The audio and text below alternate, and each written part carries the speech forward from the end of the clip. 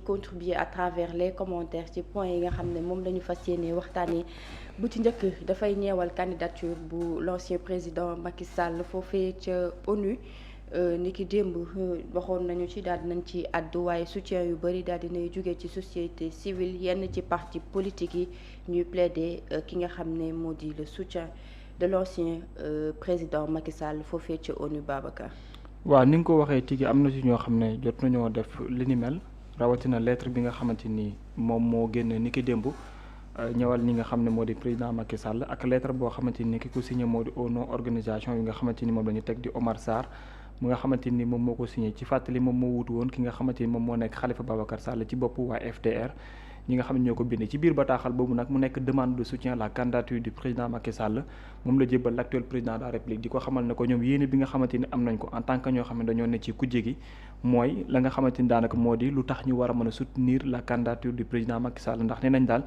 la nga xam ne loolu la ci Burundi def Sénégal war naa mën a jéggi jéego yu mel noonu également def ko ci wàllu googu noonu beneen bi ci bokkaat tamit moo di compatriote la nekk koo xamante ni Sénégal moom la doon waaye tam mu jiite li nga xam moo di secrétariat googu nekk organisation boo xam ne bu immense moom la doon dafa doon benn source de fierté boo xamante ni nation sénégalaise am na lu bare bari lu mu ci mën a tàccu ci ay yoxo boolewaat ci na raison bi nga xam ne tam organisation bi war na mën a am mooy signataires yi nga xamante ni ñu ci bare bari ci ñoom yéen gi ñu am mooy le président de la république matal lu jëm ci wàllum jàppandal googu noonu léegi nag jàppandal googu pour mu mën a antu nag neen daal il faut président de la république aussi doon loo xamante ni daanaka dina ci wax mu leer ci seen ay gët mooy càkkuteef bi nga xam moom la ñu fësal ci wàllum bataaxal boobu beneen boo xam ne aussi tegu na ci mooy ñenn ci biir société civile bi dafa am ñoo xam ne nag ñii dañoo yenu nii am ñoo xam ne nii ñii dañoo yenu nii mën naa identifier kenn koo xam ne dafa mel ni Seydi Gassama moom la nga xam ne moom la am comme position mooy il est hors de question que l'état du Sénégal di amal lu jëm ci wàllum soutien gi fësal ko ci ki nga xam daanaka moom moo nekk l'ancien président de la République mais n'empêche aussi am na ñeneen ñoo xamante ni la ñu gis mooy wareef la que ki nga xamante ni moom moo nekk président Macky Sall nit ñi soutenir ko par rapport ak candidature boobu noonu ndax jàpp nañu ne daal mu doon loo xam ne lu muy réussir lay doon dafay nekk au nom du Sénégal te bu nekkee au nom du Sénégal daanaka su boobaa njëriñu Sénégal kese moom lay indi te ci wet gu comme am na ci nag dafa war aussi ni ko yeneen réew yi ci biir Afrique di defee doon ñeneen ñoo xam ne aussi war nañ ko mën a amalee am na suñu naataangoo bii di enquête quotidien moom xëy na ci moom dafa jàpp ne président Macky Sall dafa am chance yu baree bari par rapport ak candidature boobu noonu ne li tax mu jàpp ne dafa am candidature bu mu am ci chance daf ko càmbar ci ñaari wet indi wàllum dualité de diplomatie bi nga xam ne existe na entre Washington Pékin ak ñi nga xam ne ñoo nekk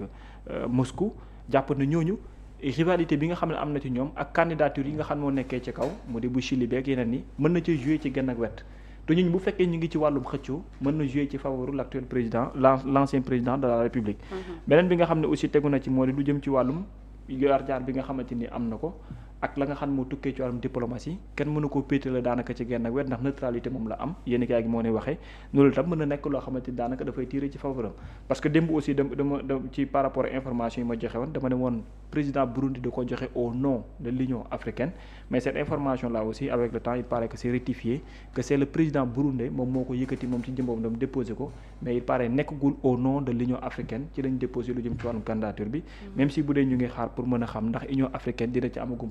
tout comme également CEDEAO ak ñeneen ak ñeneen pour xam ëllëgi candidature président Macky Sall nu muy doon mais c'est officiel cette candidature a été déposée. Alors Bira lan nga xalaat ci soutien bi nga xam ne ñenn ci société civile bi ak parti politique yi def nañ ko pour ñu soutenir ki nga xam ne moo di l'ancien président. xam nga déjà problème bi dafa am déjà benn incohérence mooy le président burundais qui ne devait pas déposer les dossiers. Pourquoi? Parce que apparemment état moo war a soutenir la candidature de quelqu'un état moo ko war a soutenir il n'est pas exclu que peut-être benn organisation bu mel ni Union africaine amul droit soutenir ko mais dafa war a nekk loo xamante ni état moo koy soutenir loolu laa lire ci texte yi bu loolu amul te li Babacar wax dafay conforter li nga xamante ni moo nekk ci texte yi mooy maanaam il faut que état soutenir candidature kenn ci ki nga xamante ni moo bëgg a jiite secrétaire général ONU dès l'instant que ONU ay état membre la léegi nag Burundi bi pourquoi mu jël responsabilité bi def loolu pas au nom de l'Union africaine mais au nom certainement de l'état burundais loolu est-ce que du indi beneen incompréhension parce que au début dañ doon wax naan Union africaine ñoom ñoo ko porté même bu ko Union africaine porté est-ce que gis nga benn communiqué bu Union africaine xaatim di wane ni déggoo nañu waxtaan nañu à l'unanimité porté nañu la candidature de Macky Sall man gisuma ko léegi moom damoon na fi Burundi personnellement tout dernièrement ndekete c'était pour déposer pour jox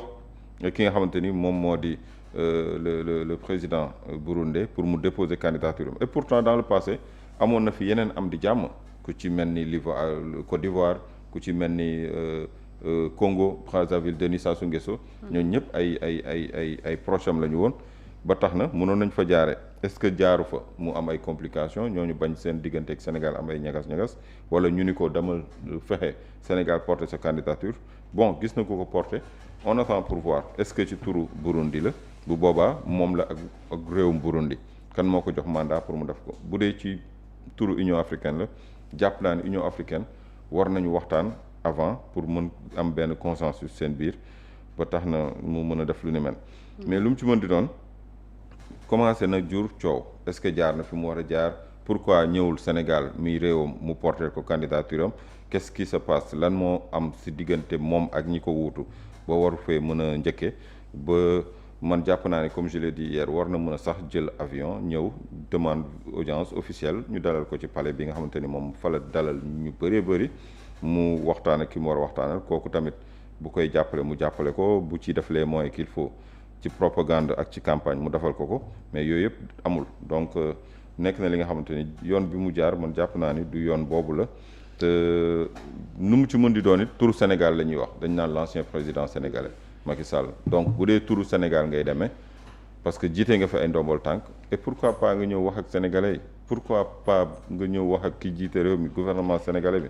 depuis lors nga jóge ci réew mi tegaatoo fi sa tànk di wiiri di jaar ci yeneen dëkk bon peut-être daal loolu lépp mën na indi ay gàllankoor. surtout que bu fekkee ku nekk nag da ngay jël sa position en tant que sénégalais mën nga ci wax. parce que on est tous sénégalais bu dee ci turu Sénégal ku ci nekk am nga ci kàddu. man mënuma jàpp ni il est ancien président de la République il a laissé une dette abyssale à son peuple il a mis nos finances publiques à terre il a poussé l'économie sénégalaise dans un fond précipice. ba fi ñu toll nii on a du mal à s'en remettre il a laissé derrière des morts on parle de plus de 86 morts sans parler des victimes de torture et autres te yooyu yëpp il nous avait promis une enquête dem na ba léegi on sait pas qui a tué qui sont les meurtriers qui sont les bourreaux qui sont les commanditaires yooyu yëpp mu nekk ay gàkk-gàkk yoo xamante ni bu ko lijjanti woon amaana lii bu ñëwee dina gën a yomb ci moom mais dafay nekk benn tâche ci li nga xamante ni moom moo di gouvernance am te première ponk bi nga xamante ni moom la Nations Unies di fale nit moom mooy wàllum droit de l'homme bu dee nag Sénégal dañ fay rey ay nit ci ay marches ak ay manifestations yoo xamante ni c'était juste pour la démocratie wala contre yenn décisions yi nga xamante ni état jëloon na ko ñu boom leen ay balles réelles le sang a coulé au Sénégal ne l'oublions pas yooyu yëpp nekk na li nga xamante ni nit ñi mën nañ ko brandir contre sa candidature bu dul woon loolu noonu. mais loolu Bira est-ce que duñ ko jëmale ci cadre accusation puisque boobu ba léegi amagul lenn lu ci leer enquête yi génnewul lenn est-ce que duñ ko dugal ci cadre accusation moom laa la wax il n'a pas été condamné s'il a été condamné wala s'il l'avait été kon instant bi ñu ngi koy poursuivre mais dama ni loolu lépp nekk na li nga xamante ni ci gouvernance am la xewe te leeralu ko alors qu'il nous avait promis une enquête je pense que j'ai utilisé ces mots donc puisqu'il n'a pas mener une enquête yor réew nag weesuwul yorin bu rafet weesuwul mbir am ci réew mi nga fexe ba mu leer loolu mooy àdduna du ñu rey ay des dizaines de jeunes à la fleur de l'âge ni enquête ni rien du tout comme si état moom noonu la da ngay def li ngay def après on tourne la page il y a pas de compte rendu il y a rien du tout non moi je pense que ça ne se passe pas comme ça bu ko ay réew porté aussi dina am ñeneen ñuy manifester seen mécontentement mu di diaspora mu di ñeneen on peut s'attendre à ça te loolu aussi rafetul ci image yu ki nga xamante ni moom moo di dafa bëgg a candidater mais rafetul aussi ci image yu li nga xamante ni moom moo di CV bi mu nar a bàyyi parce que yow nga candidater poste secrétaire général ONU même boo jàllul mën nañ ni am na ñoo xamante ni même élection présidentielle dañuy participer pour rek ñu bind seen CV candidat malheureux aux élections de 2012 wala aux élections de 2024 pour ñoom loolu ponk la boo xamante ni mën na leen ubbil ay bunt na nga am sa CV candidat malheureux à une telle élection am na sax ñu tuddee seen bopp candidat spolié te boo defee nag dañuy dem bind seen CV candidat spolié à l'élection de 2024 comme si ñoom ils sont crédibles wala ils sont tellement sérieux ci li ñuy def donc lu mu ci mën di doon. Il y aura du bruit avec cette candidature te bruit boobu waroon na mën a ñàkk. alors ki nga xam ne moom la ñu dénk wàllum ministre de l'intégration africaine ak wàllum affaires étrangères di Cheikh Niang moom daal dinay addu ci yéenekaay bi wax ni que moom l'ancien président Macky Sall adressé na une lettre ki nga xam ne moo di le président Diomaye pour solliciter li nga xam ne moo di soutien am waaye jusqu'à présent lettre bi mi ngi toujours sur la table du président àddoogu ci. bu dee communiqué ministère des affaires étrangères ñoo wax ni bind na lettre pour demander soutien. c'est Cheikh Niang même le ministre de l'intégration à travers benn entretien bu mu def moom moo ko wax. ah c'est lors d'un entretien. ok mu ni bind na lettre de soutien. moom laa la wax Macky Sall moo fi jël avion dem ba Burundi gis président Burundi bi jox ko dossier de candidature am. mais lan moo ko war a mën a empêcher mu ñëw Sénégal demander audience dem dugg ci palais bi waxtaan ak le président wax ko li mu bëgg wax ko même son programme ñooñu buñ ci àndee ñu wut équipe buy def campagne mais c'est comme ça que ça se passe lobbying bi chaque jour wala chaque fois ki nga xamante ni mooy état bi am candidat day wut équipe benn staff lay teg staff boobu ñooy def lobbying ñooy dem sax convaincre yeneen état yi nga xamante ni dañu am candidat pour ñu jàppale ñu suñu candidat pour des raisons bien définies. Après diplomatie bi dina def li ko war bu ko defee ñu xool le candidat de consensus mu gën a am chance comme ni ñu ko defee woon ci BAD wala ci yeneen ak yeneen da ngay gis Sénégal day am candidat Mauritanie suñu voisin la dafa amoon candidat Sénégal am candidat. Pourtant mënoon nañ def de telle sorte que consensus am foofu ci ñaari dëkk yi puisque on est voisin mais Sénégal dafa am Mauritanie am te loolu jàpp naa ne warul woon mën a nekk. alors Babacar par rapport ak candidature bi nga xam ne moom la Macky Sall di bëgg foofee ca ONU ñenn ci société civile bi daal di koy soutenir waaye est-ce que jàpp nga ni waruñu dépasser li nga xam ne moo di lu jëm ci wàllum clivage politique te dem lu jëm ci wàllum enjeu yi nga xam ne moom la mbir mi am. du clivage politique par contre enjeu la et par rapport à ces enjeux ku ne dafa am ay conclusion boppam yu mu ciy tiré société civile. dafa ñoo xam ne seen rôle mooy sàmm lu jëm ci wàllum àq ak yelleefu doomu aadama boo gisee seen ay position contradictoire par rapport à la candidature du président Macky Sall ku ne da ko wékk ca la mooy sàmm Seydi Gassama moom position gi mu ci am mooy en tant que nit buy xeexal àq ak yelleefu doomu aadama moom pour moom il est inconcevable que président Macky Sall li mu fi def nit di xalaat da nga koy soutenir pour mu jiite ONU ñeneen ñi également aussi ci wàllum société civile seetlu gi ñu am jàpp ne en tant que nit ñoo xam ne ci continent bi lañ dëkk wareef la que candidature am ñu mën koo soutenir mais l'un comme dans l'autre li ci gën a am solo pour man bokk na ci ne nit ki bu fekkee da nga am une nationalité nga bëgg dara boo xam ne c'est en dehors de ton propre pays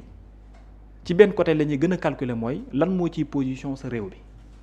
mais yow ak autorités yi nga xamante ñoo fa nekk aussi lan moo nekk seen ay relations président Macky Sall il n'a pas de bonnes relations avec les actuelles autorités du pays te loolu dafa feeñ ci lu bare léegi. da nga mën a imaginer ci genn wet kese après dinaa la ñëwal ci experts yi nga xam ne waxtaan nañ ak seen naataangoo yi ci bitim réew. mais li nga mën a imaginer ci genn wet kese mooy nan nga war a mën a bëggee loo xam ne diplomatie c'est une obligation pour mu jouer ci. te yow mënuloo jokkoo ak sa réew mi nga xam ne ñoom ñoo yor diplomatie boobu qu'est-ce qui empêche. question bi dafa simple. qu'est-ce qui empêche parce que Cheikh Niang sax moom ci boppam nee na ci presse bi moom la yéegee mbir mi moom mi nga xam ne moom moo jiite ci presse bi. waaw ci la yéegee lu jëm ci wàllum candidature bu Macky Sall c'est-à-dire que binduñu ko wala waxuñu leen lenn lu jëm ci mbir mi. foofu nag ngay à part lettre bi nga xam ne dernièrement bind nañ ko par rapport ak l'ancien président bi mu bind pour demander soutien ci président Diomaye. waaw moo tax dama dooree d'abord par diplomatie. xamul tax ma commencer par diplomatie. dama ne candidature bu président Macky Sall bii la muy wuuti ji daf cee am solo ko yow nationalité bi nga am ñu soutenir la. te parfois dafay dem sax ba dafay weesu carrément nationalité bi nga am xaaral ma limal la par rapport ak ñenn ñi nga xam ne dañoo nekk ay candidats te mu doon loo xam ne fu mu toll nii tembe antoogum na parce que ñu ngi wax 2 ba 3 lañ ñoo xam ne mat na pour l'instant 3 la ñu enregistré gum mooy l'ex-présidente Michel mooy chilienne bi. mooy Bachelet. moom ci jëmboom candidature am ñu ko soutenir nekkul réewam kese di Mexique mais dafa am lu mel ni Brésil ak ñeneen ñoo xamante ni ñooy soutenir mu jëm ci wàllum candidature am le diplomate argentin bi nga xam ne moom également aussi daf cee bokk réewam da koy soutenir ak ñeneen ñoo xamante ni ñu ngi ci. léegi li ngay posé wu question mooy par rapport 3 candidatures yi nga xam ne amagum na kenn nit kott kese dong moom la réewam déposé wul dossier am ci 3 yi nga xam ne amagum na mais yeneen ñaar ñi nga xam ne ñëpp déposé nañ seen réew moo déposé seen candidature am soutien également yeneen yoo xam ne sax dañoo nekk en frontière ak ñoom mais le président de l'ONU de l'Union africaine bu dee moom moo jël candidature président Macky Sall dem déposer ko loolu aussi dafay am benn effet ci côté bi c'est vrai que en termes de diplomatie on peut mettre ci balance bi Burundi ak bu muy peser dans le monde entier oui mais bu ñu leen ne Évariste moom mu nekk président bu IA moo déposé candidature bi lay gën a peese ci wàllum déposition boobu noonu nekkul Burundi mais Union africaine bi mu jiite. mais daf ci doon baax également aussi pour man que ñu ne la sa réew moo ko porté te man dama gis ne. li xew diggante ñaar ñi muy président Macky Sall ak autorités yi fi nekk pour nga mën a xalaat ne ñoom dinañ ko soutenir mais ça sera un problème même position yi ñi nekk di wax ni même position yi ñuy wax ni ci ñenn ñi naan dañ koy fësal pour le président de la République c'est pas des positions objectives ah c'est pas des positions objectives ñu ci bare ñu ngi ngawti depuis barki démb ba léegi di nekk di wax c'est pas des positions objectives c'est pour des calculs politiques c'est juste pour des calculs politiques ah ay calcul politique la yu ñuy amal pour mettre un tout petit peu la pression pour montrer ne oui telle chose bi mu fi amee j'avais telle position non mais c'est pas des positions objectives c'est parce que on a ce problème là au Sénégal même lu jéggi politique bu ñu ci yeggee les gens dañuy jël lépp teg ko ci wàllum politique ba ndege ni dootuñ calculer dara lu ci bari moo ko waral par contre man li jëm seen diggante ñoom ñaar mooy autorités yi fi ne ak le président Macky Sall pour man dafa jéggi wàllum politique la parce qu'il s'agit d'une nation sénégalaise ci jëmboo moom moo taxaw des autorités yi ñu ko dénk ñëw toog xamal Sénégal yi na leen ne réew mi ñu nekk nangam ak nangam ak nangam dafay xew ci lu bon diw sàngam moo ko sabab moom ak ay nitam ngeen jiñ ko crime économique di ko jiñ crime ak yeneen bëgg a retourner waat encore porter waat ko pour candidature secrétaire général bu ONU. du am cohérence. non mënul am cohérence foofu la problème bi dem moo tax di nga comprendre ñi nga xamante ni ay nitam lañ bokkee ci parti politique am dañu naan non yenn yi soxor la. ñoom loolu la ñuy gis dañ naan soxor la dans la mesure où beneen réew boo xamante ni accepté na seen njiit accepté na porter candidature am par contre réew mi mu bokk du ko porter te en plus aussi tey bu demee ba nekk SG aussi ça sera au nom de l'Afrique ñoom loolu la ñuy gis dañ naan Sénégal daf cee war a am fierté Sénégal su amee fierté ci candidature président Macky Sall porter ko ba mu gagné dafay mel ni Sénégal dafa am fierté ci bépp jëfin bu ñu jàppoon ne président Macky Sall am na ko fi est-ce que loolu dafa def unanimité au niveau national c'est une question qu'il faut se poser. mënuloo am position ci président Macky Sall par rapport ak exercice bi mu fi def durant 12 ans bëgg amaat également aussi beneen position par rapport ak la muy yóotu jëfale exercice moom exercice la dinañ mën a intensité du benn dinañ mën a nobal tànk yi du benn dinañ mën a jëfin yu benn mais njiit buy jëf moom day jëf rek beneen bi nga xam ne aussi dina ci tegu dafa am ñoo xamante ni ay diplomate lañ nekkee ci àdduna wërngal këpp ñoom dañuy xaymaa ci ñaar am na ci kenn koo xam ne moom dafa jàpp ne candidature président Macky Sall c'est précipité dinaa dellu si waat waaw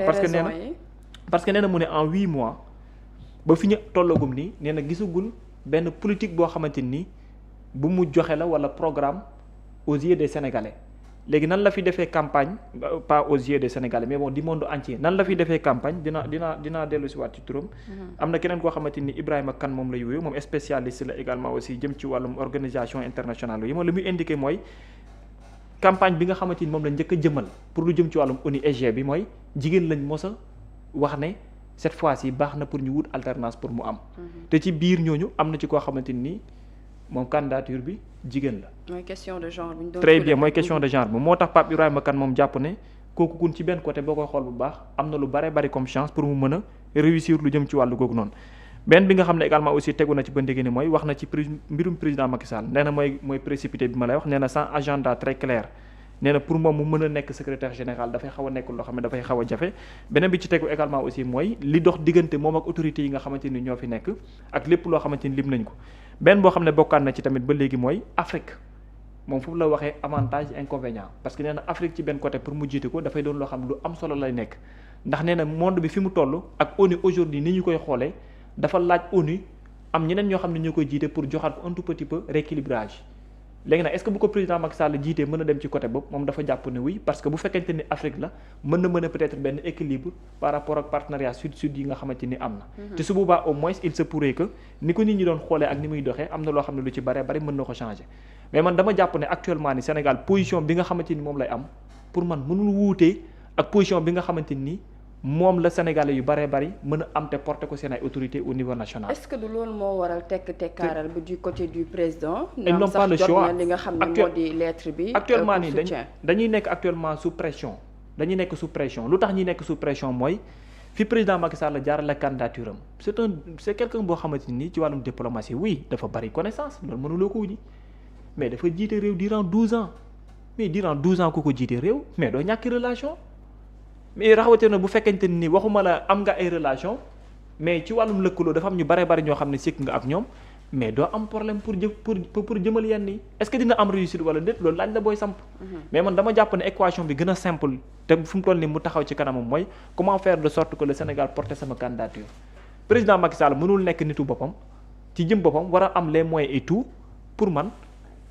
trouver voies et moyens jàkkaarloog autorités yi wax leen li mu leen di wax. mais adressé ay lettres par correspondance xaw ma wala par leneen man je pense que ne pour mu mën a gën a jouer ci moom dëgg il faut mu wut alternative mais pas ni mu ko bëgg a doxalee nii doo ñëw Sénégal doo fi teg tànk doo def déclaration bu leer aux yeux des aux yeux du monde entier ne bëgg naa sama réew jàppale ma après dafay nekk problème donc pour man pour gën a mettre dëgg la pression aux autorités sénégalaises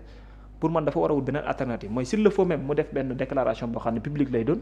ne yéene boobu am na mais ay correspondance yoo xam ne ni nit ñi sax mën nañ bañ a yëg ne antu na bu ko Cheikh Niang waxuloon ñu bare bari duñu ko yëg. man je pense que ne loolu du solution bi aujourd'hui te ñeneen ñi nga xam ne maa la koy wax ci biir réew mi ñu ci bare bari ñu ngi naan soutien nangam bindi fii damay ne seeni ay réaction c'est pas du tout objective encore une fois ma répété ko am na ñoo xamante ni ay problème politique ci la ñu nekk pour régler ko te jàpp nañ ne jéem a am position ci wàll gi peut-être am na fu mu leen di positionné wala am na lu mu leen di jox à la limite da nga naan est-ce que am na njëriñ mais lu ci mën a am ba wóor ki nga xam moom mooy ndey mbill gi tamit il faut mu changer posture am il faut mu changer aussi doxalinam su fekkee bëgg na Sénégal am na mu mel ci candidature am bi. mais est-ce que même bu defoon déclaration di nga jàpp ne que dina am tuuti changement par rapport ak mbir yi. mais au moins dina gën a accentuer pression bi et puis tam nit ñi monde entier bi dinañ xam ne li mooy position par rapport ak réewam yoo xam nga li ñuy wax ni yëpp dañ koy wax ni rek mais yow dara leerul la ci parce que gisuloo ci gémmiñam mu wax ko bataaxal ngay séen wala keneen wax mais moom mosoo koo gis. dina la gën a réconforter yow nga ne kii kat am na yéene bi pour Sénégal jàppale ko parce que au moins wax na ma dégg wax na également aussi au moins ne lii moom moo nekk yéene ak nii la ko bëggee. mais yow nga waa am dara loo xam ne diplomatie da ciy jouer diplomatie sa réew da ci am solo demuloo ci réew ma defuloo déclaration di fësal ay bataaxal kese pour man dafa des donc il faut mu wut beneen alternative boo xam ne après ñii dootuñu amati excuse ne président Macky Sall am na yéene am na suyewu réewam jàppale ko. ñu daal di wëyal daal di